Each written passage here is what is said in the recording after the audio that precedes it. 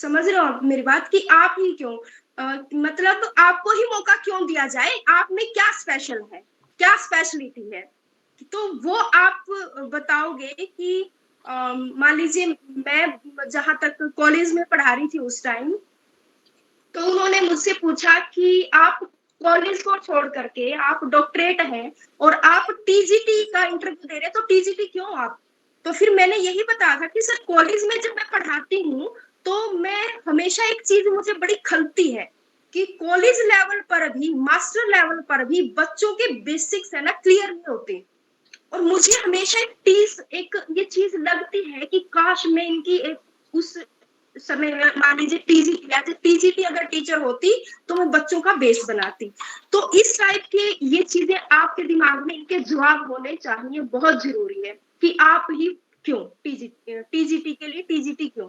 ठीक है, तो ये भी बहुत ज्यादा जरूरी है कि आप अपने एक अच्छे से आंसर, अच्छे सा जवाब आप अपना सोच के रखें, बना के रखें दिमाग में।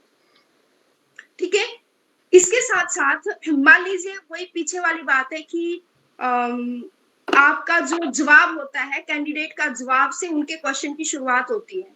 तो मैंने जब जवाब दिया एक जवाब कि मैं पीएचडी की का जब जिक्र हुआ तो उन्होंने टॉपिक पूछा कि आपने किस टॉपिक पे पीएचडी की थी। तो मैंने बताया कि अटल बिहारी वाजपेयी के काव्य में मानवतावादी दृष्टिकोण।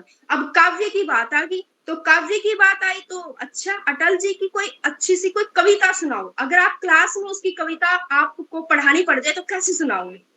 और एक और बात मैं बताना चाहती हूँ कि जहां कविता की बात आई ना, तो कविता का मतलब है कि आपने उसको एक लहजे में, आपने उसको गा के लय में सुनाना होता है। बस वो यही चीज देखते हैं कि अगर हमने कविता भी पाठ की तरह पढ़ दी ना, निबंध की तरह, तो इसका मतलब हम वहीं पे फेल हो गए। तो हमने मतलब कैंडिडेट को इस बात का ध्यान देना चाहिए, जब कविता की बात आ गई तो कविता को लय और ताल में गा के ही सुनाएगा। तो फिर मैंने वहां जो अटल जी की कविता थी, बेनकाब चेहरे हैं, दाग बड़े गहरे हैं, टूटता तिलिस्म आज मैं सच से बहकाता हूँ, गीत नहीं गाता हूँ मैं, गीत नहीं गाता। तो पूरे वो भाव, वो फीलिंग लेकर के कविता पढ़नी होती है। तो वहां पर बस इसका मतलब जब ये काम हम कर गए ना, इसका मतलब हमने उनके ऊपर एक सकारात्मक छाप अपनी बना दी, छोड़ दी। एक और बात इसमें कैंडिडेट को ध्यान रखनी चाहिए कि जहां तक डेमो की बात आती है, ठीक है, डेमो की बात आती है तो मैं उनको ये बोलूंगी कि कम से कम 2-3 ऐसे उनके लेसन तैयार करके लेके जाए वो, जिसके ऊपर उनकी मास्टरी हो और वो बेझिझक जाते ही उनको बिल्कुल क्रिस्टल क्लियर हो वो चीजें, और एकदम कॉन्फिडेंस के साथ वो उस चीज को पढ़ाना शुरू कर दे। सबसे एक इस बात का भी मतलब ध्यान रखें, क्योंकि वो है ना आमतौर पर क्या करते हैं वो कैंडिडेट की पसंद के ऊपर छोड़ते हैं कि बताओ आप क्या पढ़ाना चाहते हैं। जब आपने विशेषण का टॉपिक चुन लिया ना, तो इसका मतलब क्या है, आपके ऊपर छोड़ दी ना, तो फिर वो यही उम्मीद करेगा कि उसमें उसकी बिल्कुल मास्टरी होनी चाहिए, परफेक्शन होनी चाहिए। तो कुछ टॉपिक आपके बहुत अच्छे होने चाहिए, अगर वो आपके ऊपर छोड़े और आप उसको अच्छे से करवा पाओ, तो वहां कोई दिक्कत नहीं होनी चाहिए।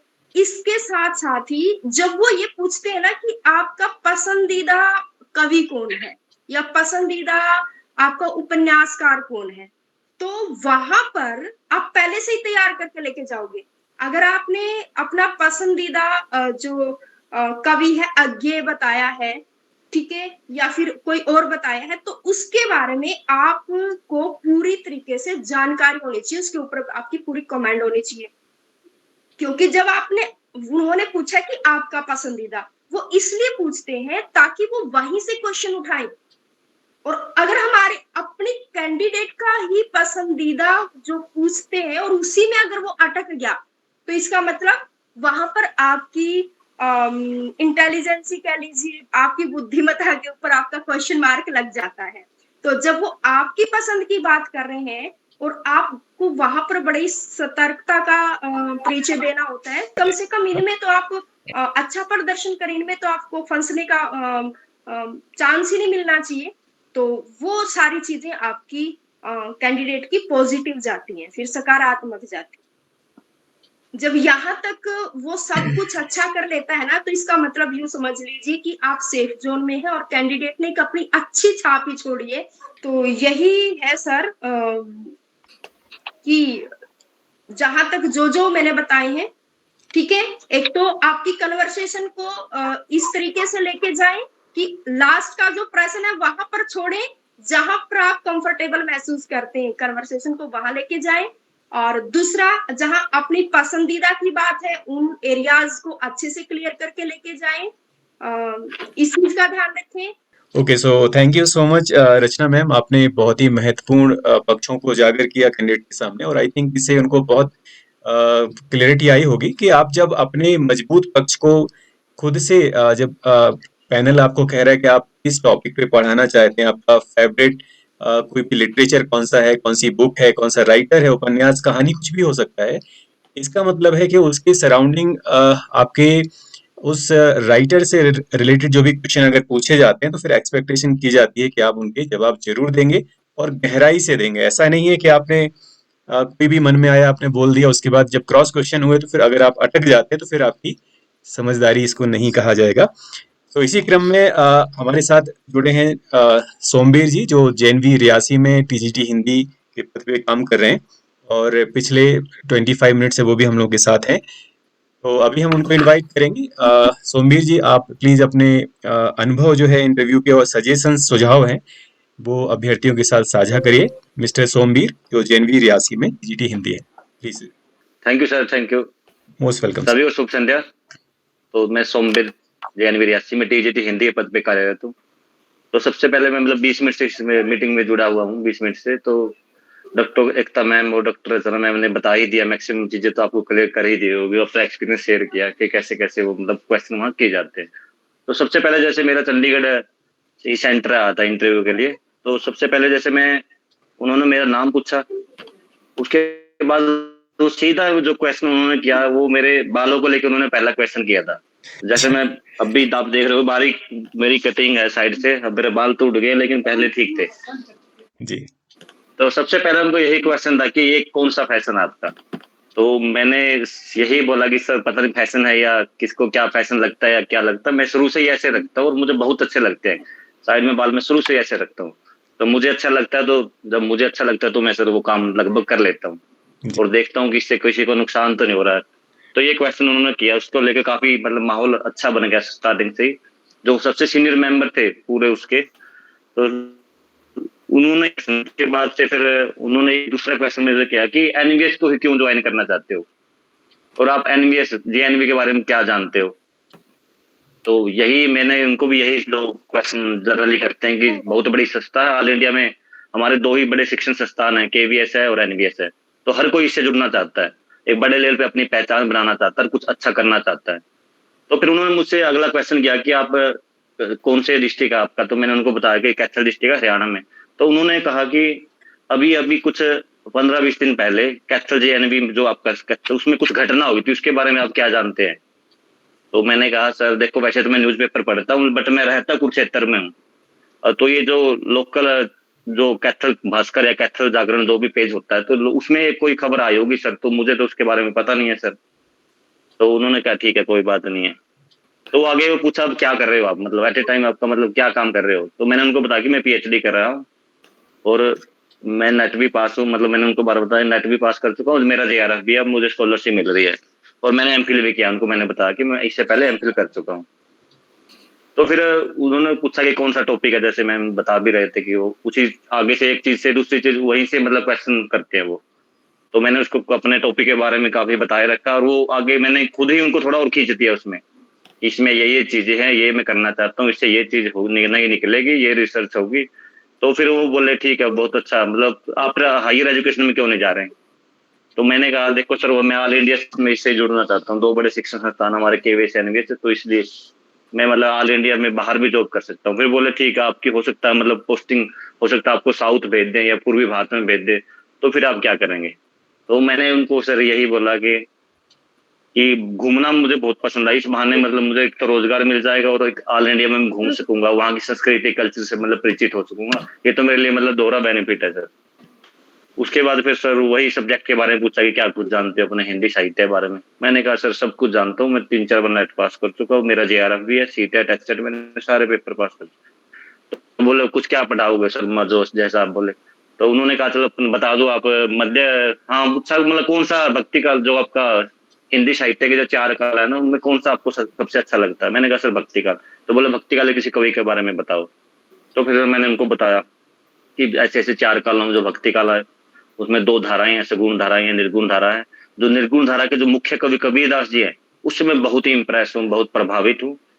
तो बोले सर उन्होंने फिर ये पूछा, पढ़ाने से पहले पूछा कि आपको मतलब कबीरदास ही क्यों मतलब पसंद आए।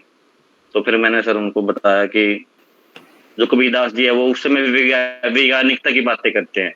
जो समाज में उस समय इतने बाह्य आडंबर फैले हुए थे, इतनी बुराइयां थी हद से ज्यादा, उन्होंने बिल्कुल सीधा साधा और दोनों ही धर्मों के बारे में अच्छे से उन्होंने विश्लेषण किया और सीधा उनको अपने शब्दों में और पूरा करारा व्यंग्य भी किया है।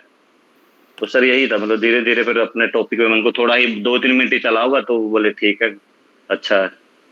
और कुछ इतना तो कुछ खास हुआ नहीं सर, यही था सब कुछ। और जी, जी। बाकी बातें ही ज्यादा चलती रही, कॉमन बातें बहुत होती हैं बीच में सर। बिल्कुल, बिल्कुल। तो जैसे अभी सोमवीर जी ने अपने अनुभव साझा किए आपके साथ कि स्मार्टली अगर आप काम करेंगे तो इंटरव्यू की दिशा आप खुद से तय कर सकते हैं। इंट्रोडक्शन में ही उन्होंने अपनी पीएचडी का जिक्र किया और किस टॉपिक पे कर रहे हैं उसमें वो गहराई तक पैनल मेंबर्स को लेके गए। और चूंकि वो मेंटली तैयार थे कि अगर यहाँ से हमसे प्रश्न पूछे जाते हैं तो वो इसको फिर सी बात है अच्छे से डील कर सकते थे। तो उन्होंने उन टॉपिक को या कह सकते हैं इंटरव्यू की जो दिशा है आप अपने इंट्रोडक्शन से ही वहां से डायरेक्शन बना सकते हैं। तो कहीं ना कहीं आपको स्मार्टली थोड़ा सा काम करना पड़ेगा। जो सवाल आपसे पूछते हैं वो इंटरलिंकेज होते हैं जो अभी हमने अपने तीनों साथियों से सुना किस तरह से इंटरव्यू जैसे प्रोग्रेस करता है। साथ में एनवीएस सिस्टम के बारे में आपको बेसिक इन्फॉर्मेशन होनी चाहिए। और अभी जो ऑनगोइंग इंटरव्यूज हैं वहां पर ये भी कई कैंडिडेट से सवाल पूछा गया है कि अगर आपको इंडिया के भारत के किसी भी कोने में अगर आपको ज्वाइनिंग मिलती है तो क्या आप ज्वाइन करेंगे। आप दिल्ली से हैं, नॉर्थ इंडिया से हैं, नॉर्थ ईस्ट में या साउथ में भेजा जाएगा। तो जरूर आपको इसके जवाब तैयार करके रखने चाहिए। तो इसके बाद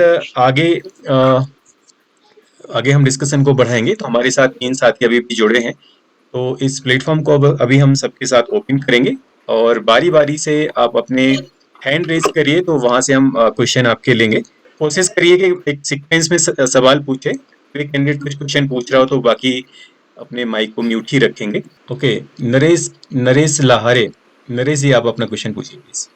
जी सर, मैं पूछना चाहता हूँ कि सर मैं पहले स्टेट गवर्नमेंट में ही टीचर था, मिडिल स्कूल हिंदी सब्जेक्ट से, जी और अभी मैं मंत्रालय में एलडीसी हूँ। वो जॉब मैंने छोड़ दिया है। ठीक है। तो सर क्या मैं उसका जिक्र करूँ कि मैं टीचर था पहले? आप कर सकते हैं। अच्छा, इसमें आई थिंक रचना जी आप कुछ कहना चाहेंगे, आपने सवाल सुना है लहारी जी का। रचना जी प्लीज। जी सर। सर हुआ क्या था जब मैं इंटरव्यू के लिए जा रही थी एनवीएस के लिए तो किसी ने ये बोला था कि अपनी ज्यादा क्वालिफिकेशन नहीं बतानी है, जो हायर जो क्वालिफिकेशन है कि नेट जेआरएफ एमफिल पीएचडी वो नहीं बतानी है। इससे क्या होता है कि एनवीएस वाले सोचते हैं कि हमें ना एक टिकाऊ सौदा चाहिए, टिकाऊ परमानेंट टीचर कम क्वालिफिकेशन वाला। और अगर हायर क्वालिफिकेशन है नेट जेआरएफ है, सीधी सी बात है कि जब भी इसको मौका मिलेगा असिस्टेंट प्रोफेसर के लिए तो ये जाएगा यहाँ से। तो सर लेकिन क्या है, मैं कैंडिडेट्स को यही बताना चाहूंगी कि वो कुछ भी ना छुपाए। जब आप छुपाना शुरू कर दोगे ना तो आपके अंदर कॉन्फिडेंस वो आपके चेहरे पे आ जाएगा कि ये बात मैं छुपा रहा हूँ, तो उसके अंदर कॉन्फिडेंस नहीं आएगा। मैं चाहती हूँ कि कोई दिक्कत नहीं है, आपने चाहे कहीं से रिजाइन किया हो, कहीं से कुछ किया हो, आप पूरी बिल्कुल सच्चाई बिल्कुल ट्रू होने चाहिए आप, और ऑनेस्टली बिल्कुल आप अपना आंसर, हाँ ये हो सकता है उसका एक जवाब बना लीजिए। आप अपने दिमाग में उसका एक काउंटर मतलब उसका जवाब बना लीजिए कि आपने वो जॉब क्यों छोड़ी, इसके पीछे कारण है। तो इसका एक अच्छा सा संगत सा तर्क संगत एक अच्छा सुंदर सा अपने दिमाग में एक जवाब सोच के बना के रखें जिसमें कोई दिक्कत नहीं हो, बिल्कुल फेयर। लेकिन छुपाने वाली चीज नहीं होनी चाहिए, क्योंकि अगर आप सारी चीजें आप ईमानदार होंगे तो आप बिल्कुल कॉन्फिडेंस के साथ आप उसको फेस करोगे इंटरव्यू को, और आपको कोई दिक्कत नहीं आएगी। कॉन्फिडेंस आपके अंदर होगा, कॉन्फिडेंस बोलेगा।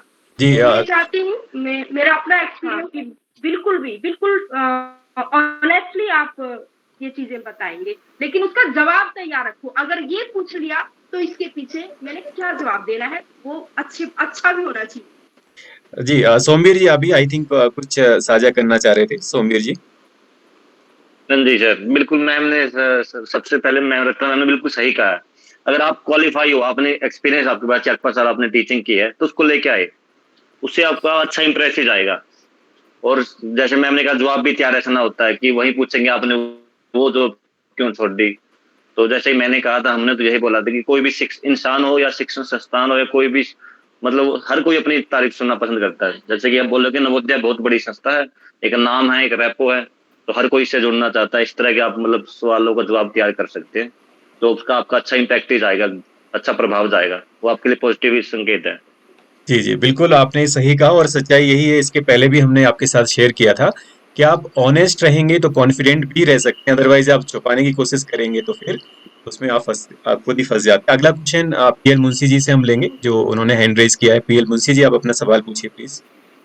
Thank you sir. Good evening sir. जी गुड इवनिंग, बताइए। गुड इवनिंग सर मेरा सवाल ये है कि जैसे कि हम जब डेमो के लिए बोर्ड पे जाते हैं, तो क्या हमें प्रकरण निकालना पड़ता है या डायरेक्ट प्रकरण पर ही आना पड़ता है? तो इसमें एकता मैम, आप कुछ कहना चाहेंगे? डेमो में उनका कहना है कि जो प्रकरण है, टॉपिक है, वो बच्चों से हम इनिशियली क्वेश्चन पहले पूछे पूर्व ज्ञान पर आधारित, या फिर सीधा अपना टॉपिक पढ़ाना शुरू करें? नहीं सर, पहले प्रकरण करवाना पड़ेगा, तो फिर बाद में जाएंगे। मैम आई थिंक आपने दो डिवाइस से सर मैं लॉग इन किया है। एकता मैम प्लीज एक से आप लॉग आउट कर सकते हैं, क्योंकि वॉइस इको हो रहा है। सर मैं कुछ जी बोलूं? जी रचना मैम प्लीज। सर मैं कुछ बोलूं? सर होता क्या है कि सबसे पहले सीधे हमें ऐसा नहीं होता कि सीधे हम बोर्ड पे गए और हमने अपना मुंह से टॉपिक बोला कि आज हम अलंकार पढ़ेंगे, आज हम संज्ञा पढ़ेंगे या विशेषण पढ़ेंगे। इसमें होता क्या है, आप जो पैनल अगर बैठा है ना, तो उसको छोटे छोटे बच्चे समझ लेते हैं और आप उनको वो बोलते हैं ना पीके टेस्ट, आप वहां से शुरुआत कीजिए। डायरेक्ट मेरे हिसाब से डायरेक्ट अगर आप प्रकरण टॉपिक का नाम बताओगे तो वो अच्छा नहीं रहेगा। आप उस तक लेकर पैनल को अपने साथ जोड़ में उन्हीं से शुरू करके, उनको समझो छोटे बच्चे हैं ये, और वहीं से शुरू कर दूंगी जैसे कि आप क्लास में पढ़ा रहे हो। और बिल्कुल सबसे पहले आप पीके टेस्टिंग पूर्व ज्ञान परीक्षा पे आएंगे और धीरे धीरे अपने टॉपिक की तरफ लेकर जाओगे और इसको इंटरेस्टिंग बनाने की कोशिश करोगे ज्यादा से ज्यादा, तो वो सबसे बेस्ट, सबसे बेहतर रहेगा। बिल्कुल, सोमीर जी आप भी कुछ ऐड करना चाह रहे थे प्लीज। बिल्कुल बिल्कुल। सबसे पहले जैसे वहाँ बच्चे तो होंगे नहीं, आप डेमो देंगे, ठीक है, जो मतलब टीम बैठी है, तो उसके लिए जैसे मुझसे कबीर दास के बारे में उन्होंने कहा था कि मैंने बताया कि जैसे मेरा कबीर दास मेरा फेवरेट कवि है, तो मैं उसके बारे में, तो मैंने उनको सबसे पहले साहित्य से ही जोड़ा कि साहित्य क्या है और हिंदी साहित्य क्या है। उसको 4 भागों में बांटा, जैसे गया कि फिर भक्ति काल आता है, भक्ति काल की भी 2 धाराएं आती है, सुगुण धारा और निर्गुण धारा। फिर कबीर दास को मैं ऐसे लेके आया था उनको, तो उनको भी अच्छा लगा था, वो बड़े ऐसे हाँ में ऐसे सिर हिला रहे थे वो। और सर एक चीज मैं मिस कर गया था कि वो पीपीटी के बारे में बहुत पूछते हैं, चाहे वो हिंदी का हो या इंग्लिश का हो, मतलब किसी भी लैंग्वेज का टीचर हो, तो पीपीटी के बारे में आजकल बहुत क्वेश्चन पूछे जा रहे हैं कि पीपीटी क्या है, क्या जानते हो इसके बारे में। तो सभी से मैं यही चाहूंगा कि मतलब पीपीटी के बारे में थोड़ी जानकारी साथ में लेके जाएं। और कई बार तो डेमो के लिए बोल दिया जाता है कि वहाँ प्रोजेक्टर है, आप पीपीटी के माध्यम से पढ़ाने की कोशिश करें। तो एक प्लस पॉइंट, अगर कोई पीपीटी के बारे में भी जान सके या उसके मतलब अच्छे से करे, तो उसके लिए फायदेमंद होगी ये चीजें। जी रचना मैम, आप भी कुछ ऐड करना चाह रही थी? मुंशी जी एक बार रचना मैम बोलेंगी, फिर आप प्लीज कंटिन्यू करेंगे। रचना मैम प्लीज। सर इसमें क्या है कि जहां तक टेक्नोलॉजी की बात है, उसमें जब हम फॉर्म अप्लाई करते हैं, फॉर्म भरते हैं, तो वहां पर ऑप्शन भी आता है कि आपको कंप्यूटर की कितनी नॉलेज है कि नहीं। अगर वहां पर आप यस करते हैं, तो वहां पर क्या करते हैं, आजकल जो पैनल वहीं पर एक सिस्टम अपने पास रखता है, जो कंप्यूटर वगैरह, लैपटॉप कंप्यूटर, तो वहां पर वो लोग जिन्होंने यस कर रखा है इसके लिए कि हाँ मुझे टेक्नोलॉजी की नॉलेज है, मुझे कंप्यूटर चलाना आता है, तो वहां पर वो टाइप वगैरह करवा के देखते हैं, वो उस पे कुछ ओपन करवा के भी देखते हैं। तो जिस भी कैंडिडेट ने उसमें यस कर रखा हो, तो वो थोड़ा सा उसकी तैयारी करके जाए, थोड़ा सा एक बार कंप्यूटर चला के थोड़ा सा उसका अभ्यास जरूर करके जाए, ये बहुत जरूरी है। क्योंकि वो अपने हाथों से हमने फॉर्म फिलअप किया होता है, तो वहां पर अगर हमने वहां यस कर दिया और वहां जाकर के हम कुछ भी नहीं कर पाए, तो ये हमारे ऊपर एक क्वेश्चन चिन्ह उठता है। तो इसका जरूर मैं मानती हूँ कि ध्यान रखना चाहिए। Thank you so much. और आई थिंक आप सभी को ये आइडिया लगा होगा, प्रकरण जो है वो आपको इनिशियली बोर्ड मेंबर्स को ही आप एज अ स्टूडेंट ट्रीट कर सकते हैं, और उनके पूर्व ज्ञान के आधार पे, जैसे आप एक कक्षा में है, क्लासरूम में जो टीचिंग का एक्सपीरियंस होता है, वैसे ही आपको वहाँ पर अपने टॉपिक को प्रकरण को उनसे निकलवा के अपनी बात को प्रारंभ करना है। ठीक है, आगे सुशील मौर्य, आप अपना प्रश्न पूछिए। सुशील जी, हाँ जी। हाँ हाँ, नमस्कार सर, मैं वीडियो ऑन कर रहा हूँ। प्लीज। सर सबको मेरा नमस्कार है।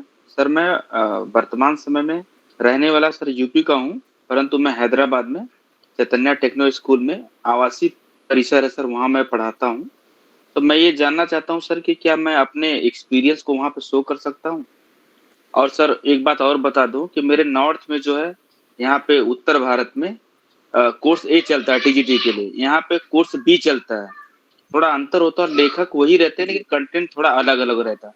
सर उसमें थोड़ा मुझे मार्गदर्शन मिल जाए तो बहुत अच्छा होगा। देखिए, कोर्स ए और बी का, देखिए हम लेह लद्दाख में हमारी पोस्टिंग है, यहाँ भी कोर्स बी चलता है, क्योंकि ये हिंदी भाषी क्षेत्र नहीं है। तो इसके बारे में जी सर। एकता मैम आपको, अच्छा पहली बात ये कि आप कहीं भी रेजिडेंशियल स्कूल में काम कर रहे हैं तो वो आपके लिए प्लस पॉइंट ही है। तो एक्सपीरियंस को आप जरूर वहाँ पर जी आप सर। अपने इंट्रोडक्शन में भी इंक्लूड कर सकते हैं। और कोर्स बी को लेके जो सवाल है वो डॉक्टर एकता मैम आपको थोड़ा सा बताएंगी, क्योंकि यहाँ तो पर। सर एक बात हाँ, जी प्लीज। एक बात और सर है कि इसमें बोला जाता है कि अगर आप, जहाँ तक मुझे लगता है, शायद मैं गलत हूँ, कि अगर आप अपना एक्सपीरियंस वहाँ पर शो करते हैं तो आपको सर्टिफिकेट देना पड़ता है। वो तो मेरे पास कुछ भी ऐसा नहीं है सर, नहीं, आप कि मैं वहाँ से चैतन्य से।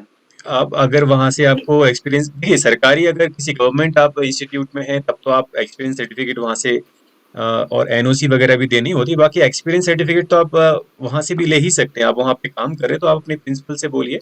नहीं सर, आप प्राइवेट स्कूल की थोड़ी अपनी व्यक्तिगत समस्याएं होती हैं, कोई बात नहीं था, अगर इसलिए वो मैं वो किस चीजें तरह शो का नहीं कोई कर रही। सर्टिफिकेट अगर आपको नहीं मिल रहा है तो आप अपने इंट्रोडक्शन में वो चीज इंक्लूड कर सकते हैं। बाकी ओरली बोलने में तो जी फिर सर। ट्राई नहीं है। एकता मैम, प्लीज आप कोर्स बी के बारे में इनको, प्रिया जी को थोड़ा सा बताइए। सर अपने यहाँ हमारे यहाँ लेह लद्दाख में सर, क्योंकि ये हिंदी भाषी क्षेत्र नहीं है, तो यहाँ पे कोर्स बी ही चलता है, ए नहीं चलता।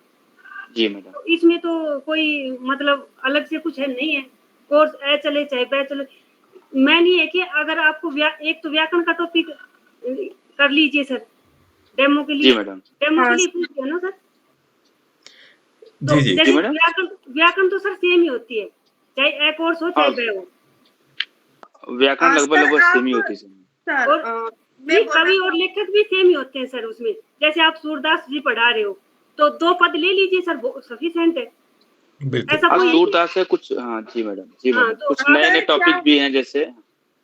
क्या सर? सर जी अगर कोर्स बोलिए मैडम। आ और बै की आप प्रॉब्लम कह रहे हैं ना, ये कुछ भी हाँ, नहीं है। ये आप कुछ वहां नहीं जी है। बोल मैडम। सकते हैं, आप वहां बोल सकते हैं कि सर जो मैं वो जहां पर पढ़ा रहा हूँ यस। ना, तो वो हिंदी जो है वो कोर्स आ है, मैं वो हाँ। बता जी दूंगा, वहां पर मुझे कोई दिक्कत नहीं है।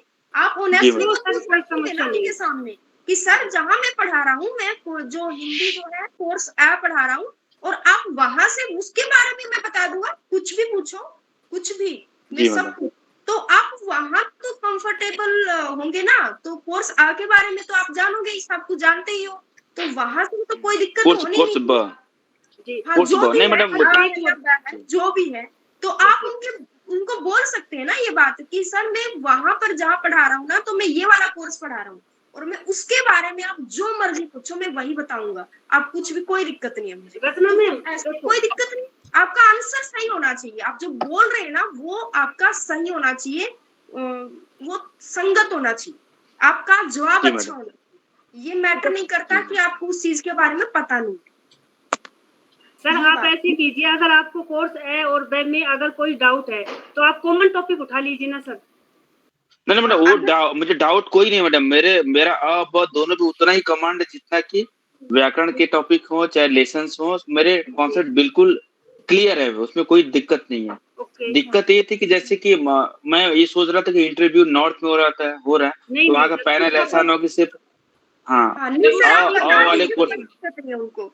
हाँ, जी मैडम, जो आप पढ़ाते हैं बिल्कुल। वहीं से आप बोलो कि जी मेरे यहाँ ये वाला पाठ्यक्रम है, तो वहां से कुछ भी आप उसमें से बता दीजिएगा, कोई दिक्कत मतलब नहीं है, कुछ नहीं होगा वहाँ पे, जी वो देखिए नेगेटिव नहीं मतलब जाएगा। जी सुशील जी, आपने जैसे बताया कि आपको हिंदी साहित्य या व्याकरण में कहीं समस्या नहीं, तो आप इसमें कोई परेशानी वाली बात नहीं है, हाँ क्योंकि तो आप कोई हिंदी जो अच्छा सब्जेक्ट है वो ऑल ओवर इंडिया, जैसे लाइक आपका लेह लद्दाख में पोस्टिंग होती है, हिंदी यहाँ पढ़ाना होगा तो कोर्स बा आपको पढ़ाना है, तो इसमें कोई ऐसा परेशानी वाली बात नहीं। अगला क्वेश्चन हम अभी तो लेंगे। सर जी जी हाँ बिल्कुल बिल्कुल सर, बहुत जी, बहुत धन्यवाद क्योंकि सर। और भी कैंडिडेट्स हमारे साथ जुड़े हैं। सर अखिलेश जी, मुझे एक बहुत जरूरी काम है, एक बहुत अर्जेंट कॉल आ रहा है, अगर आप चाहो इजाजत दे तो मैं इसको जो है जी एग्जिट जी, कर दूं। चलिए थैंक यू सो मच, और अगर भविष्य में आवश्यकता हुई तो हम जरूर आपका थोड़ा सा और समय लेंगे, और मुझे उम्मीद है बिल्कुल आप सर, खुशी खुशी बिल्कुल जरूर सर। समय देंगे। सो इस गूगल मीट में अपना समय देने के लिए रचना मैम आपका बहुत बहुत धन्यवाद, और हम सारे रचना मैम मेरी तरफ से भी धन्यवाद आपको। अरे मैम धन्यवाद की, आपको पता ही है हम किस साइड के आदमी हैं, मतलब किस हाँ वो साइड तो की सोच नहीं के मुझे हैं। पता है, तभी तो मैंने हाँ, अर्जेंट में कॉल अच्छा किया लगता है ऐसे ऐसे आपको। बिल्कुल। जी जी, चलिए रचना मैम आप चाहें तो आप ओके वेट कर ठीक सकते है, हैं, और तो आगे हम जरूर आपसे एक बार जुड़ने। और आप सभी का धन्यवाद, और बिल्कुल सर, ठीक है sir. Okay, thank you so much ma'am. Okay, आगे हम क्वेश्चन लेंगे। इसमें जो हैंड रेज किए हैं मयूरी श्रीवास्तव, आप हैं क्या Mayuri? Yes sir, yes good please, evening sir. आप अपना क्वेश्चन पूछें प्लीज।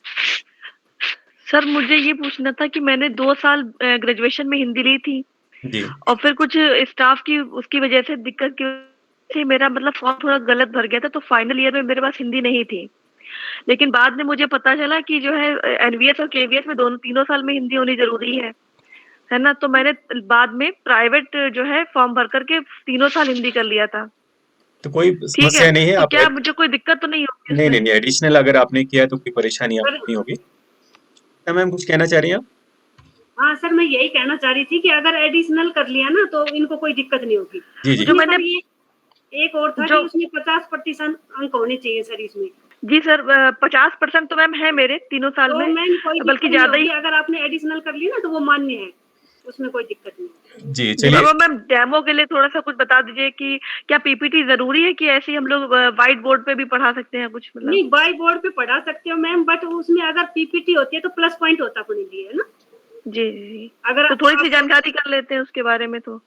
देखिए पावर वो पॉइंट, सोमवीर सर बताएंगे। एकता मैम थोड़ा सा इंटरप्ट करेंगे हम। इसमें पावर पॉइंट प्रेजेंटेशन बेसिकली आजकल हम लोग मॉडर्नाइजेशन की तरफ जा रहे हैं, टेक्नोलॉजी का यूज हो रहा है as a teacher learning material. तो एनबीएस में अगर आपको ये इस टैलेंट के साथ भी अगर आप कह सकते हैं कि हाँ पीपीटी में भी हम कंफर्टेबल हैं, कोई बड़ा सा ऐसा चीज नहीं है, कुछ आप पीपीटी डाउनलोड कर सकते हैं, उसको देखिए कैसे बनाना होता है, या फिर किस तरह से हम टीच कर गूगल सकते से हैं।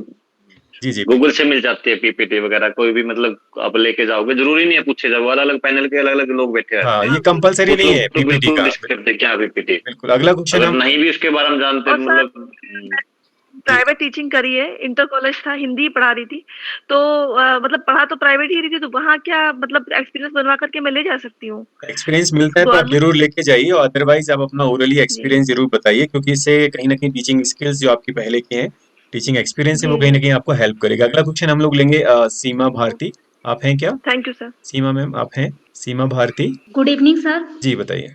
सर मेरा सवाल वैसे तो रचना मैम की जवाब से था कि क्या कहते हैं, उन्होंने कहा कि जैसे कि मैंने एनबीएस में पहले ज्वाइन किया था, फिर उसके बाद मैंने डीएसएसबी में ज्वाइन किया। तो सर अभी जैसे कि रिसेंटली में केबीएस का एग्जाम हुआ है, सुन रहे हैं? हाँ जी तो बताइए। मेरा मेरा सवाल ये था कि जैसे कि हम इंटरव्यू में जाते हैं और वहाँ पे सब मतलब बोर्ड्स मेंबर को भी ये पता होगा कि केबीएस का एग्जाम अभी रिसेंटली में हुआ है। हम्म। तो अगर वो जानना चाहते हैं कि आपने केबीएस का एग्जाम दिया है, तो जैसे कि मैंने दिया है तो मैं झूठ तो बोल नहीं सकती हूँ, तो मैं उन्हें बताऊंगी। तो वो ये जानना चाहें कि जैसे कि आपका सिलेक्शन यहाँ हो जाता है एनबीएस में, तो फिर अगर आपका सिलेक्शन वहां भी होता है तो फिर आप क्या करेंगी? तो मतलब सर ये थोड़ा सा गोलमोल है, मुझे कुछ समझ में नहीं आ रहा है। फिलहाल तो देखिए ये प्रेजेंस ऑफ माइंड का क्वेश्चन है कि आप पहली बात तो ये है कि दोनों ही प्रेस्टिजियस इंस्टीट्यूट हैं, दोनों अच्छे संस्थान हैं, जी सर। और अभी हम एज अ तो मतलब कैंडिडेट अगर हम आप टीचिंग जॉब के लिए प्रिपेयर करें तो जाहिर सी बात है कि आप स्टेट के भी देते हैं, केवीएस के भी देते हैं, और नवोदय का भी जी देंगे, सर। और इसमें जहाँ आपका अंतिम और फाइनल चयन हो जाएगा आप वहाँ पे ज्वाइन करेंगे। और रही बात कंपैरिजन की, तो वो कहीं न कहीं आपके ऊपर ये आएगा कि प्राथमिकता आप किसको देते हैं। फिर भी मतलब वहाँ पे आपको बैलेंस जवाब देने की कोशिश करनी है, और ये क्वेश्चन पूछने की चांसेस मुझे नहीं लग रहा 10% भी है। इस तरह के क्वेश्चन रेयरली आते हैं, क्योंकि उनका टारगेट आपकी टीचिंग स्किल्स और आपकी प्रेजेंस ऑफ माइंड और पर्सनैलिटी और स्पेशली जो कॉन्फिडेंस है, आप किस तरह से अपने जवाब देती हैं, उस पे ज़्यादा फोकस होता है। तो आगे हम क्योंकि समय बहुत हो रहा है तो हम क्विकली आगे बढ़ेंगे। आप शिव शंकर मिश्रा। हाँ सर, नमस्कार सर। हाँ जी, बताइए। सर मैं इससे पहले भी आपसे मिल चुका, यानी कि ये वर्चुअल मोड में जुड़ चुका हूँ सर जी। मेरा जनरल क्वेरी है सर कि जैसे कि मैं सर इन सर्विस कैंडिडेट हूँ स्टेट का, तो मुझे एनओसी लेके जाना है सर। ये आपको तो हमने सर ऑलरेडी जी और ऑलरेडी हम आपको ये जवाब दिया था कि एनओसी आपके एम्प्लॉयर से आपको लेनी है अगर आप गवर्नमेंट जॉब में है। अगर आपने उसको वहां पर इन सर्विस दिखाया है कि आप पहले से ऑलरेडी जॉब में है, अगर आप देखिए इसका सीधा सा ये होता है कि अगर आपका डिपार्टमेंट से आपने परमिशन नहीं ली है तो आपके डिपार्टमेंट में वापस लौटने के चांसेस नहीं होते, फिर आपको वहां से क्विट करना पड़ता है। तो आपकी प्रीवियस जो सर्विस है उसको सेव करने के लिए, क्योंकि इसमें एक रूल होता है लियन का कि अगर आप किसी और संस्था को ज्वाइन करते हैं तो प्रीवियस आपकी जो जॉब है उसमें कम से कम 1 या 2 साल आपको मौका रहता है कि आप वापस अपनी प्रीवियस जॉब में आ सकते हैं। तो ये कहीं ना कहीं एनओसी जेएनवी या नवोदय विद्यालय समिति आपसे कंपल्सरी नहीं मांग रही, लेकिन आपके खुद के जॉब के लिए प्रीवियस जॉब को आप ऑप्शन के तौर पे देखना चाहें तो वो आपके लिए जरूरी है। अदरवाइज अगर आप जेएनवी ज्वाइन करेंगे तो आपको सीधा रिजाइन ही करना पड़ेगा, लियन आपको नहीं मिलेगा। ठीक है। ओके सर, डेमो टीचिंग के लिए सर हम कितना टाइम मान के चल सकते हैं? मान के चलिए 3 to 5 मिनट्स, किसी का 6-7 मिनट्स तक भी हो सकता है, क्योंकि वो टीचिंग स्किल्स देखते हैं और 5 मिनट में आई थिंक बहुत सारी स्किल्स वो जज कर लेते हैं। तो इससे ज्यादा आई थिंक टाइम नहीं लगेगा। मैक्सिमम 10 मिनट का आप तैयार करके जाइए, और 10 मिनट से ज्यादा आई थिंक किसी का डेमो नहीं हो रहा है। तो आगे हम पूजा मिश्रा हैं, वो उनका सवाल लेंगे। Pooja Mishra ji. Yes sir, good evening sir. Good evening ma'am. Sir मुझे ये पूछना था कि अगर डेमो टीचिंग के लिए हमें बुलाया जाता है तो जैसे बोर्ड मेंटेन करते टाइम हमें वहाँ पे क्या क्या लिखना चाहिए, लाइक डेट्स? ओके, तो बोर्ड के लिए जनरल सा जो आप क्लासरूम टीचिंग में जाते हैं तो आपको राइट साइड में आपकी टोटल स्ट्रेंथ लिखनी है, कितने प्रेजेंट है, एब्सेंट कितने हैं, उसमें क्लास का नाम लिखना है, और लेफ्ट साइड में बीच में क्लास लिख सकते हैं, लेफ्ट साइड में आप चाहें तो डेट लिख सकते हैं। और टॉपिक जो है बच्चों से इनिशियल क्वेश्चन पूछने के बाद टॉपिक को आपको बाद में लिखना है, जो इनिशियली पूर्व ज्ञान के आधार पर आपने जो सवाल पूछे हैं। टॉपिक जब निकलता है उसके बाद आपको सेंटर में जो प्रकरण है या टॉपिक है, आप हिंदी के आप टीचर बनने जा रहे हैं तो आप हिंदी में भी लिख सकते हैं। अदरवाइज और जो सब्जेक्ट है उनको सलाह दी जाती है कि वो इंग्लिश में लिखें। अगला प्रश्न हम लोग लेंगे सुषमा जी का। सुषमा, आप थैंक यू सर। नमस्ते सर। जी बताइए। नमस्ते मैम। सर मेरा सवाल ये है, एक तो आपका बहुत बहुत धन्यवाद, आप हमारे लिए इतनी सहायता कर रहे हैं। और मेरा प्रश्न ये है कि सर एक्चुअली मैं केंद्रीय विद्यालय में कॉन्टेक्चुअल पढ़ा रही हूँ उत्तराखंड में। तो वहां पर मैं जो बच्चों को प्राइमरी में पढ़ाती हूँ और मैं टीजीटी हिंदी भी हूँ। तो वहां पर क्या है, आवश्यकता अनुसार आपको क्लासेस दे दी जाती है। तो वहां पर मेरा एक स्किल है, मैं बच्चों को अपनी आवाज के माध्यम से, मतलब जो एक वॉइस ओवर आर्टिस्ट की जो क्षमता होती है वो मेरे अंदर है। तो क्या मैं उसका वहां पर डेमो में प्रयोग कर सकती हूँ? एकता मैम, आप इस प्लीज जवाब दीजिए सुषमा जी का। यस मैडम, मैं इसके बारे में ये कहना चाहूंगी, अगर आप कविता लेना चाहते हैं पद भाग, तो आप उसको लय ताल से गाइए, बहुत इसके लिए आपके लिए प्लस पॉइंट रहेगा ना, क्योंकि कविता तो उचित लय ताल में गाई जाती है तो बहुत अच्छा लगता है। अगर निबंध कहानी पढ़ा रहे हैं तो आप उसको वैसे पढ़ा सकते हैं। जी मैम, मैं ये कहना चाहूंगी, जैसे एक चैप्टर है ऐसे तो एक बच्चे, तो उसमें जो भी वहां पर एकांकी में कैरेक्टर है, तो उसके अनुसार सभी का जो कैरेक्टर है, चाहे वो अध्यापक हो, छात्र, उसके मम्मी पापा हो, तो उसके हिसाब से मैं अपनी आवाज को परिवर्तित कर सकती हूँ। तो क्या वो तो आप वही तो कह रही हूँ मैं वो तो प्लस पॉइंट होगा ना, जैसे वही अब अपने भाव उभर के आएंगे उसमें। और हिंदी में तो पद भाग में तो भाव होने चाहिए, भाव के साथ अगर हम बच्चों को पढ़ाते हैं तो बेस्ट रहता है। देखिए सुषमा जी, इसमें हम एक और चीज ऐड करना चाहेंगे। जैसे आपने कहा, तो आई थिंक इस तरह के अगर टीचर हमारे विद्यालयों को मिलते हैं तो ये सच में मतलब हर कोई चाहेगा कि ऐसे टीचर हमारे स्कूल में हो। तो सच में अगर आपके पास ये टैलेंट है तो उसका प्रदर्शन आप जरूर करें। नहीं, अगर जैसे बच्चा बोल रहा है उसमें पात्र है सर अलग अलग, जो ऐसे ऐसे पाठ है, तो उसमें अगर पात्र है, पात्र के हिसाब से अगर हम कथन बोल रहे हैं तो वो तो बहुत अच्छा रहेगा ना हमारे लिए। बिल्कुल बिल्कुल। अगर बच्चे बोल रहा है बच्चा और हम भाव ला रहे हैं टीचर के, तो वो सही नहीं रहेगा ना। बच्चा है तो बच्चे के भाव होने चाहिए ना उसमें, तो वो तो प्लस पॉइंट होगा मैम आपके लिए। जी चलिए, अब thank you ma'am. Sushma ji, अब अगला हम प्रश्न लेंगे। सर मुझे अवसर दीजिए। सर मैं सोनू शर्मा। अब हम क्रिम से अभी ले रहे हैं, एक्चुअली हमारे साथ काफी कैंडिडेट्स, हम सीरीज से ही ले रहे हैं, हम सबको मौका देंगे। मेरा नाम आप लिए हैं, मैं उस समय ओपन नहीं कर पाया टेक्निकल इशू की वजह से। सोनू शर्मा जी, अच्छा जी बताइए। सर मैं इलाहाबाद यूनिवर्सिटी से करेंटली एमएड कर रहा हूँ, मेरा 3rd सेमेस्टर चल रहा है, तो मुझे इसका मेंशन करना चाहिए या नहीं? करंट में आप जो भी एकेडमिक आपकी डिग्रीज हैं या जो हायर एजुकेशन के लिए आप पढ़ रहे हैं, तो जाहिर सी बात है एजुकेशन में आप मास्टर डिग्री लेने वाले हैं, तो बिल्कुल आप करिए, इसमें कोई भी फैक्ट छुपाने की जरूरत नहीं है। आप चाहे पीएचडी, एमफिल या फिर आप एमएड ही क्यों ना कर रहे हैं, तो आपको बिल्कुल बताना चाहिए, इसमें कोई बुराई नहीं। ठीक है। अच्छा सर, जैसे मैं हिंदी टीजीटी के लिए गया हूँ, तो जैसे कहीं गलतियां हो जाती है, मुझे फैक्ट नहीं पता रहते हैं, तो वहाँ सॉरी कहना as a teacher, Hindi teacher सही रहेगा या क्षमा चाहता हूँ या माफी चाहता हूँ? बिल्कुल, आप देखिए, अगर हिंदी के शिक्षक बनने जा रहे हैं और उसमें देखो, आप हम बता दें बोर्ड मेंबर्स में बाकी 3 मेंबर्स ऐसे भी हैं कि अगर आप उनको सॉरी भी, क्षमा, माफी कुछ भी बोल सकते हैं, ऐसा कोई परेशानी वाली बात नहीं है। अगर हिंदी का आप दे रहे हैं तो क्षमा, माफी शब्दों का यूज करेंगे तो बेहतर होगा। सर एक क्वेश्चन होगा कि जैसे मैं अंदर जाऊंगा नॉक करते हुए, तो वहाँ मे आई कम इन सर रहेगा या क्या मैं अंदर आ सकता हूँ? हिंदी ठीक है, मतलब दोनों ही ठीक है। बिल्कुल, इंट्रोडक्शन में जैसे आप इंट्रोडक्शन दे रहे हैं तो उसमें शुद्ध साहित्यिक हिंदी के बजाय क्या कह सकते हैं कि आप एक जो आम बोलचाल की हिंदी उसको भी आप यूज कर सकते हैं। आपको ऐसा नहीं कि साहित्यकार की भाषा वहां बोलनी है। तो आप जैसे एक रूम के अंदर जा रहे हैं, क्योंकि जेएनवीज तो मोस्टली इंग्लिश मीडियम स्कूल है, तो ऐसा नहीं है कि आपको बिल्कुल हिंदी पे ही फोकस करना है। आप बिल्कुल नॉर्मल आम बोलचाल की जो भाषा है, मैं कम इन सर भी कह सकते हो, इसमें कोई बुरी बात नहीं। ठीक है, आगे हम प्रश्न लेंगे। रोशन तिवारी जी, आप हैं क्या? रोशन तिवारी जी सर। रोशन जी, हाँ, सवाल करिए सर। जी सर, मेरा सवाल ये है कि जैसे मुझे 9th का पढ़ाने को मिला है, जैसे कोई भी टॉपिक, तो उसमें पहले लेखक परिचय से स्टार्ट करेंगे या कविता, सीधे डायरेक्ट कविता पे आ जाएंगे या कहानी पे आ जाएंगे? एकदम मैम, आप प्लीज जवाब दीजिए। सर मैं क्वेश्चन नहीं सुन पाई थोड़ा। अगर इनका कहना है कि 9th क्लास का कोई टॉपिक अगर वो कविता पढ़ाने वाले हैं, तो क्या उनको लेखक परिचय से शुरुआत करनी चाहिए या फिर सीधा वो कविता पे आ सकते हैं?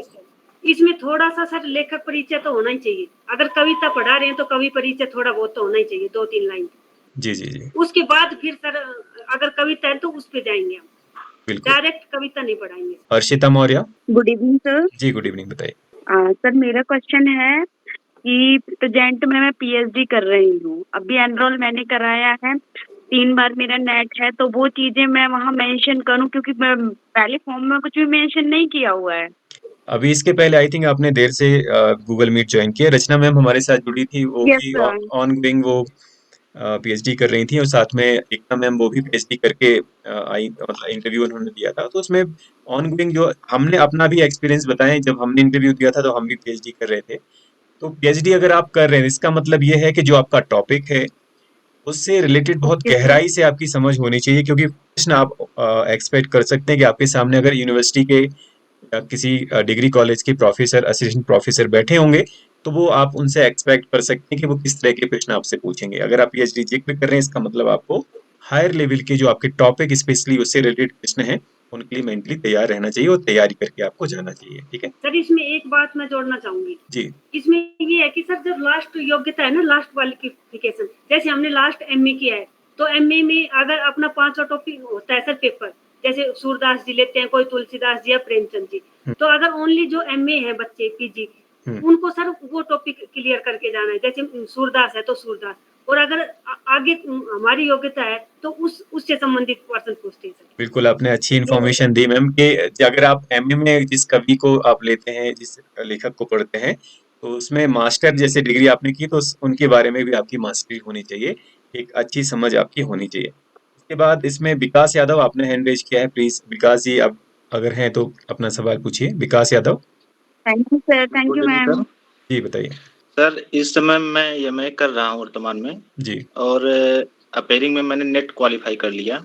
ठीक है। तो यूजीसी ने कोई सर्टिफिकेट हमें जारी नहीं किया है, उसने एक प्रोविजनल सर्टिफिकेट जारी कर दिया कि आप असिस्टेंट प्रोफेसर के लिए क्वालिफाई कर चुके हैं। तो इसको हम वहाँ कैसे मेंशन करेंगे, क्योंकि हमारे पास कोई सर्टिफिकेट है नहीं। आपके पास जो प्रोविजनल सर्टिफिकेट है वो अपनी फाइल में आप लगाइए। बाकी योग्यता जो नेट जेआरएफ है वो आपको बायोडाटा फॉर्म में फिल करने की जरूरत नहीं होती है। ये आप अपने इंट्रोडक्शन में देते हैं और ओरिजिनल फाइल के साथ जो भी आपके पास डॉक्यूमेंट है उनको आप लगा सकते हैं। और अपना जब इंट्रोडक्शन देते हैं तो उसमें आप जिक्र कर सकते हैं कि मैंने नेट क्वालिफाई किया है, तो वो आपके पैनल मेंबर से उन तक बात आपको पहुंचानी है। आपके पास कोई डॉक्यूमेंट नहीं है, चाहे वो एक्सपीरियंस सर्टिफिकेट की बात हो रही, तो आप ओरली अपनी बात कह सकते हैं, तो इसमें कोई परेशानी की बात नहीं है। सर मैं नवोदय विद्यालय से ही पढ़ा हूँ, तो क्या इसका कुछ बेनिफिट मिलता हमने है? दोनों चीज आपको जिक्र की है, दोनों का फायदा आपको मिलेगा। आप स्टूडेंट के तौर पे सिस्टम को जानते हैं, एज ए टीचर भी आपने यहाँ पे पढ़ा है। शरीफ जी आपका सवाल लेंगे। शरीफ सर आप क्या है यहाँ पे? सर मैं ये जानकारी चाहता हूँ सर। मैंने 8 साल का एक्सपीरियंस है मेरे पास स्कूल में पढ़ाने का, लेकिन मेरा सब्जेक्ट हिंदी है, लेकिन मैंने कभी पढ़ाया नहीं हिंदी स्कूल में। मैं तो इंग्लिश ही पढ़ाया है मैंने अभी तक। कोई बात नहीं, आपको टीचिंग का एक्सपीरियंस चाहिए, ना कि कोई सब्जेक्ट स्पेशलाइजेशन का। आप टीचिंग का एक्सपीरियंस आप जो एज अ टीजीटी इंग्लिश या मैथ आपने पढ़ा है तो वो उसके रिगार्डिंग आपको सर्टिफिकेट अगर मिल रहा है तो वो आप जरूर लेके जाइए। रही बात ऐसा है कि टीचर जो है आपके पास टीचिंग स्किल्स होना जरूरी है। सब्जेक्ट आप हिंदी अगर आप जो कि योग्य हैं तो तभी आपने क्वालिफाई किया, तो हिंदी भी अच्छे से पढ़ा लेंगे, तो इसमें कोई बुराई नहीं है। आपने कोई भी सब्जेक्ट पढ़ाया है तो आप उसको एक्सपीरियंस सर्टिफिकेट को जरूर बनवा लीजिए वहां से, ठीक है। और एक चीज और सर, जैसे मेरा एमए और बीए हमारा प्राइवेट है सर, तो उसमें कोई कोई परेशानी मतलब नहीं वो है, बताने कोई दिक्कत नहीं है। हमारा भी एमए प्राइवेट ही था, हम जॉब में थे तो हमने प्राइवेट एमए किया, तो उसके बाद पीजीटी हिस्ट्री बन गए, तो इसमें कोई बुराई की बात नहीं है। डिग्री तो डिग्री होती, चाहे आप दूरस्थ शिक्षा से करें, प्राइवेट करें या फिर आप रेगुलर करें, ठीक है। अभी one more question yes sir, एक मिनट। जी जी एक्सक्यूज सर, ये मेरी पर्सनैलिटी है, सपोज कुर्ता पजामा टोपी और दाढ़ी, it will affect my interview और नॉट? आप डेमोक्रेटिक नेशन में रहते हैं जहाँ पे हर मजहब हर धर्म के लोग आजादी के साथ रह सकते हैं, अपने अभिव्यक्ति कर सकते हैं, इसमें कोई परेशानी नहीं। हमारा पहनावा वेशभूषा हमारे व्यक्तित्व को परिभाषित नहीं करता है, तो इसको लेके आप बिल्कुल डाउट मत रखिए। आप की बात, आपकी आवाज सुनी जाएगी, आपके पहनावे का कोई असर नहीं। अगर आपको लग रहा है कि आप कुछ इसके अलावा भी कुछ वियर कर सकते हैं, अगर आप कंफर्टेबल हैं तो आप वो जरूर पहन के जाइए, इसमें कोई बुराई नहीं है। अगर आपको लग रहा है कि यही हमारी वेशभूषा है, इसको हम चेंज नहीं करना चाहते, तो इसके साथ कंटिन्यू आप कर सकते हैं। अदरवाइज कोई बेहतर और विकल्प आपके पास है तो आप उसको अपनाइए, ठीक है। Thank you so much sir. Okay, आगे अभी आई थिंक मैक्सिमम क्वेरीज हमने एड्रेस कर ली जिन्होंने हैंड रेज किया था, और समय भी हो रहा है, तो जी शरीफ बताइए। सर शरीफ सर के लिए मैं एक बात बोलना चाहूंगी सर। जी बताइए मैम। देखो सर, आप उसमें पहनावा क्या है सर, उसमें आपके अभिव्यक्ति कौशल देखा जाएगा ना, तो आप अपनी बातों को कितनी अच्छी तरह से अभिव्यक्त कर पाते हैं, मेन पॉइंट तो ये रहता है। बिल्कुल बिल्कुल। शरीफ आप कुछ और पूछना चाह रहे थे? सर मैं एक बात और कहना जी सर, मैं जानना चाह रहा था, जैसे आज का सेशन बहुत अच्छा लगा मुझे, आज सारे डाउट क्लियर हो गए, लेकिन अभी मैं गांव में हूँ, छोटे से गांव में हूँ, और मेरे पास कोई गाइडेंस नहीं है, और मैं कहीं टीचिंग भी नहीं की है, और मैंने कहीं जाकर के मतलब कुछ भी नहीं, फ्रेश हूँ मैं बिल्कुल। तो मैं चाह रहा था सर, आप थोड़ा सा जैसे इंटरव्यू कंडक्ट कराते हैं ना, मतलब वही वाला मतलब फीलिंग आनी चाहिए जैसे इंटरव्यू होते हैं हमारे, क्वेश्चन वही अराइज होने चाहिए, इस तरह के क्वेश्चन। एक्चुअली ऐसा करा दीजिए आप। देखिए, हम अपनी क्षमताओं के अंदर रह के मैक्सिमम कर रहे हैं। नवोदय विद्यालय समिति में जेएनवी में जॉब करने के बाद आपको खुद महसूस होगा कि समय बहुत ज्यादा नहीं मिलता, और इस समय सीबीएसई एग्जाम भी स्टार्ट हो गए यहाँ से, और हम कोशिश करेंगे इस तरह से मॉक इंटरव्यूज अगर हम कर पाए, और उसमें क्योंकि सर दो तो चलेगा सर, एक दो तो हो जाए कम से कम आपकी तरफ से। जी एक्चुअली इसमें हम आपको बता दें कि इंटरव्यू का केवल वो पार्ट आपको, जैसे आपने कहा कि हम वो एक्सपीरियंस करके जाना चाहते हैं कि हम इंटरव्यू हमारा कैसे सवाल पूछे जाएंगे, कैसे क्या होगा, तो उसके लिए हम क्या कर सकते हैं कि हम एक डेमो इंटरव्यू इस तरह से रिकॉर्ड करके हम प्लेटफॉर्म पे अपलोड कर सकते हैं। अदरवाइज इंडिविजुअली सबके साथ कर पाना मुश्किल है। इंटरव्यू की जो बारीकियां हैं वो हमने सब एनवीएस टाइम्स पे अपलोड की हैं, आप उन वीडियोस के साथ गो थ्रू हो जाइए, और आई थिंक फिर आपको देखिए, इसमें हमने प्रीवियस जो वीडियो अपलोड किया था उसमें साफ कहा था कि आप जितना प्रैक्टिस करेंगे, आप गांव में छोटे से कस्बे में कहीं पर भी हैं, आप अपने खुद के वीडियो को, अपने मॉक इंटरव्यू के कुछ क्वेश्चंस बनाइए, फ्रेम करिए, अपने खुद के वीडियो को रिकॉर्ड करिए, और खुद आप जब उसको सुनेंगे तो आपको अपनी कमियां खुद समझ में आएंगी, कहाँ हम बेहतर कर सकते हैं। तो जैसे अभी एक मैसेज में सवाल पूछा है कि नॉर्थ ईस्ट में इंटरव्यू के दौरान क्या कोर्स भी पढ़ाना होगा। इंटरव्यू के दौरान कोर्स ए और बी कोई मैटर नहीं करता, कोई आप कॉमन सा कोई भी टॉपिक ले सकते हैं। आप हिंदी के शिक्षक बनने वाले हैं जो नॉर्थ ईस्ट के अलावा भी आपको देश के अलग अलग भागों में पढ़ाना है। इसमें कोर्स और ए और बी की जो आपकी सीमाएं हैं उनके बाहर आप सोचिए। आपको हिंदी पढ़ाना है, ना कि ए और बी तक आपको लिमिटेड रहना है, ठीक है। तो आज के सेशन में आई थिंक बहुत सारी चर्चाएं हो गई। Good evening. तो आज हम Sir, my name is Raj Shekhar. I'm from Telangana. Yeah, Raj Shekhar. Qualification related, I have a problem, sir. Okay. I studied my regional language in only 2 years, sir. I applied for TGT third language course, sir. Actually, Raj Shekhar, I have addressed your problem in personal conversation through WhatsApp. Yes, so I think I will call you later, and this is not a platform where we can discuss such issues. So we can discuss later in personally in person. Basically, I will personally call you. Okay. So. Okay, sir. Thank you. तो आज के session को हम लोग यहीं पर समाप्त करेंगे, और हमारे साथ जुड़ने के लिए एकता मैम, रचना मैम और हमारे सोमवीर सर, आप सबका बहुत बहुत शुक्रिया, बहुत बहुत धन्यवाद। सभी कैंडिडेट को, सभी अभ्यर्थियों को अग्रिम शुभकामनाएं, आपका चयन हो। आपको भी बहुत बहुत धन्यवाद। जी जी, चलिए आज के सेशन को यहीं समाप्त करेंगे, और समय मिलेगा तो आगे भी जुड़ेंगे हम लोग, ठीक है। जी, थैंक यू सर। धन्यवाद सर। Most welcome. बहुत बहुत धन्यवाद सर आपका मार्गदर्शन करने के लिए। शुक्रिया शुक्रिया।